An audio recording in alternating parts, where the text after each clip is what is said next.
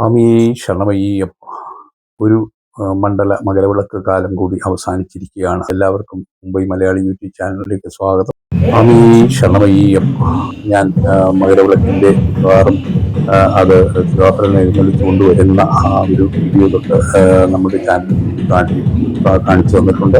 അപ്പോൾ പന്തളത്ത് നിന്ന് ആരംഭിച്ച ഈ തിരുവാഭരണ ഘോഷയാത്ര 12-ാം തീയതി ഉച്ചയ്ക്ക് 1 മണിക്ക് അവിടെ നിന്ന് കൃത്യമായിട്ട് ശ്രീകൃഷ്ണ പരുന്ത് വട്ടം വെട്ടി പറക്കുന്ന ആ ഒരു അവസരത്തിൽ നിർഭരമായ മന്ത്രോച്ചാരണങ്ങളുടെ വെള്ളപ്പോടെ അവിടെ നിന്ന് പുറപ്പെടുന്നു. അവിടെ നിന്ന് അത് പല സ്ഥലങ്ങളും കടന്ന് പത്തനംതിട്ട ജില്ലയിലെ കോഴഞ്ചേരി താലൂക്കിലേക്ക് കടക്കുന്നു. ആ തിരുവാഭരണ ഘോഷയാത്ര അയിരൂർ ദേവ ദേവീ ക്ഷേത്രത്തിൽ വന്നെത്തി അവിടെ ഒരു ദിവസം വെളുക്കുവോളം, അതായത് 13-ാം തീയതി 12-ാം തീയതി അവിടെ നിന്ന് യാത്ര തിരിക്കും. 13-ാം തീയതി വെളുപ്പിനെ 2:30 മണിക്ക് അവിടെ നിന്ന് തിരുവാഭരണം പിന്നെ എടുത്തു കൊണ്ടുപോകുള്ളൂ. അവിടെ നിന്ന് യാത്ര തിരിക്കും.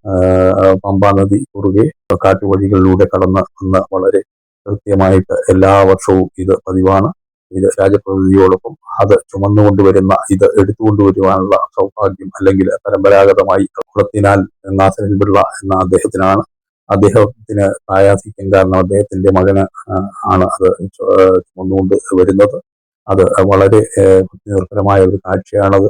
അതും ചുമന്ന് ഇത്ര ദൂരം രാജപ്രതിനിധി പല്ലക്കിൽ എഴുന്നള്ളി അദ്ദേഹത്തെയും കൊണ്ട് അദ്ദേഹത്തിന്റെ അകമ്പടിയോടെ വളർത്തച്ഛനായ പന്തളം രാജാവ്, അദ്ദേഹത്തിന്റെ പ്രതിനിധി ഈ വർഷവും അവിടെ തിരുവാഭരണ ഭൂഷിതനായ അയ്യപ്പനെ കണ്ട് തൊഴുവാനായി കിഴിപ്പണവും കൊടുത്ത് തിരിച്ചു വരുന്ന വികാരനിർഭരമായ രംഗങ്ങളാണ് മുന്നോട്ട് കാണുവാനുള്ളത്.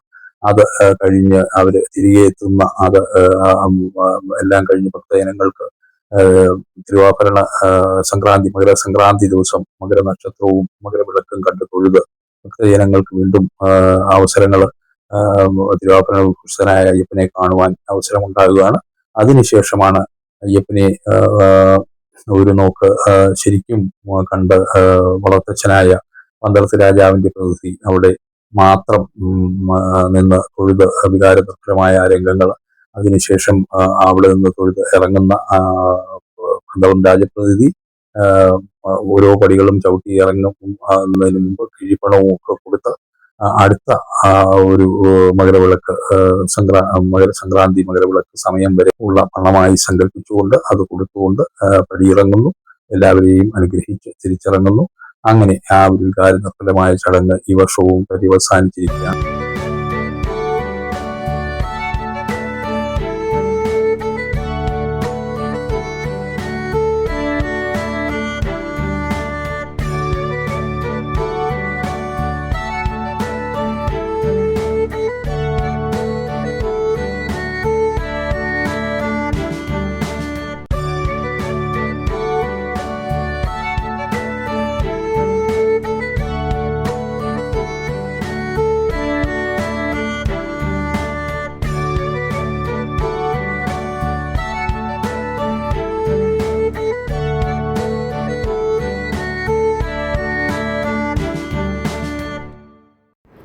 ഇനി 18 പടികളും ഇറങ്ങി വളർത്തച്ഛനായ പന്തളത്തു രാജാവ് പ്രതിനിധി തിരിച്ച് ഇറങ്ങി അവിടെ സാഷ്ടാംഗം നമസ്കരിച്ച് കിഴിപ്പണം, അടുത്ത മണ്ഡലകാലം വരെയുള്ള കിഴിപ്പണം തിരിച്ചു കൊടുത്ത് ഏൽപ്പിച്ച് അവിടുത്തെ അധികാരികളെ ഏൽപ്പിച്ച് മടങ്ങുന്ന ഒരു രംഗമാണ് നമ്മൾ കാണുന്നത്. വളരെ ഭക്തി നിർഭരമായ രംഗം.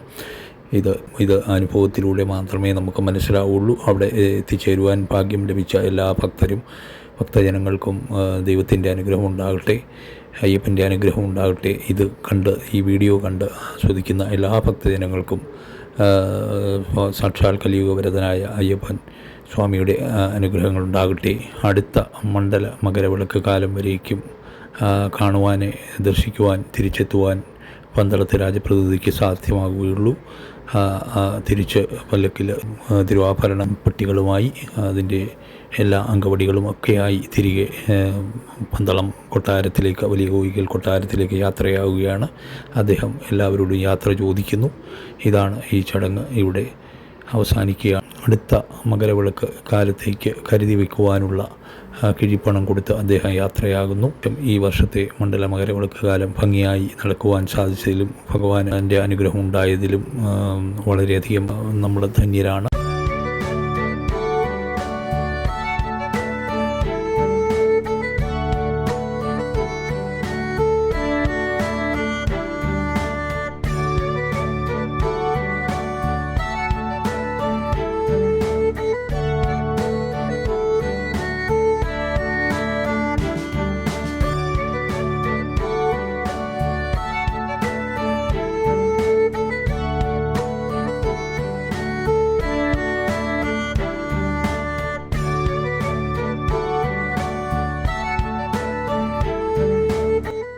എല്ലാ ഭക്തജനങ്ങൾക്കും നല്ലൊരു മകരസംക്രാന്തി മകരവിളക്ക് കാലം തന്ന ഭഗവാന്റെ അനുഗ്രഹം എല്ലാവർക്കും ഉണ്ടായി എന്ന് വിശ്വസിക്കട്ടെ.